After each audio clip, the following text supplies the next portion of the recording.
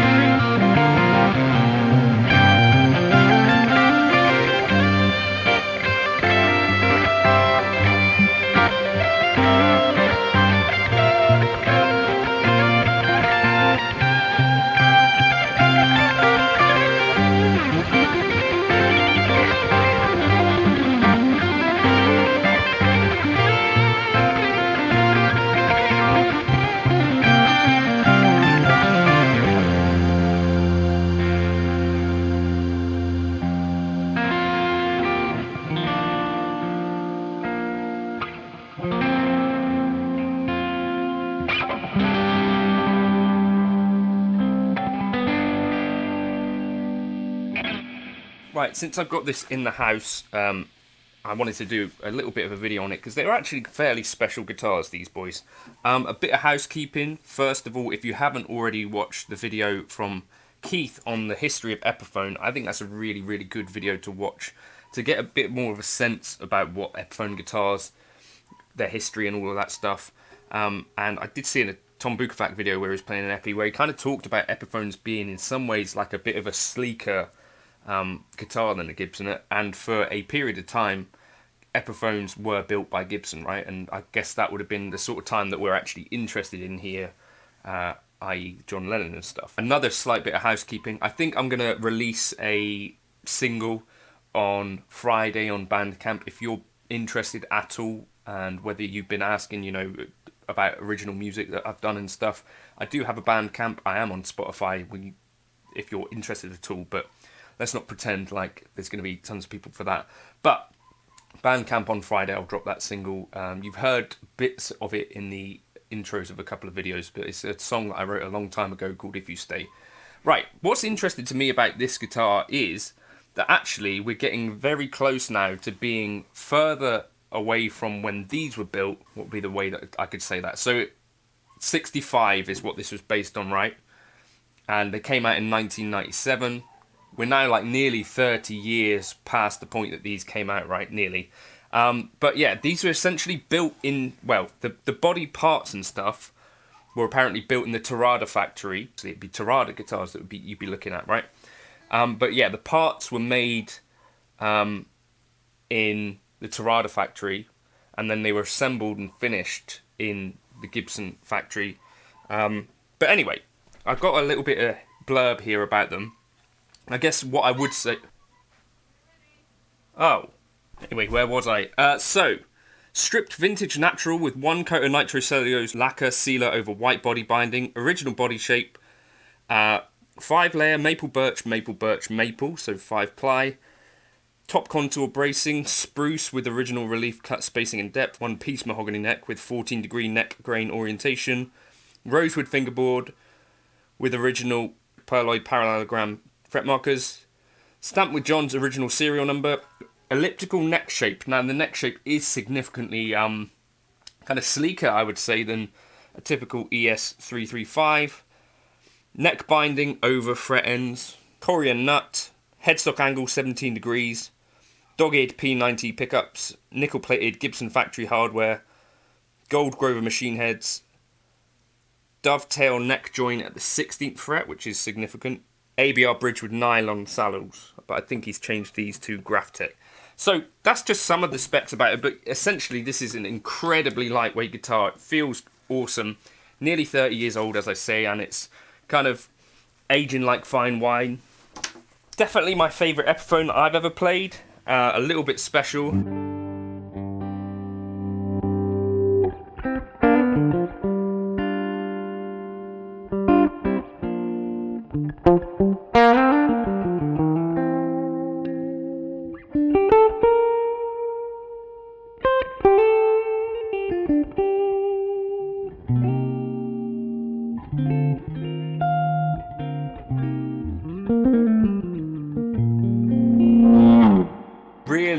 Really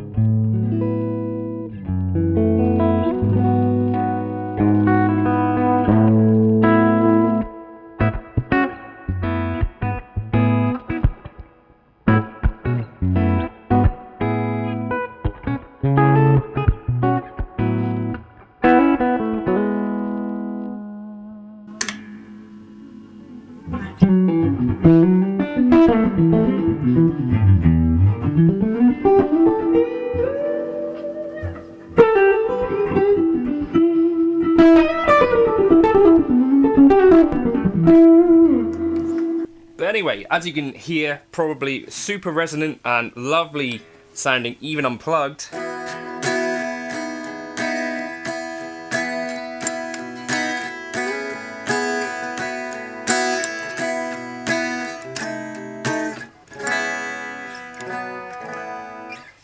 So loads of that kind of jangliness to it. A beautiful guitar, amazingly lightweight. If you can get your hands on one and try one, I seriously think this is a contender for, I don't know, at pretty much any price that's not too crazy. One of these, I reckon, is a good shout. I think there's 1,965 of these and 1,965 of the ones with the tobacco as well. But I think a really beautiful guitar. Let me know if you've tried one, and I'll catch you in another video soon. Cheers.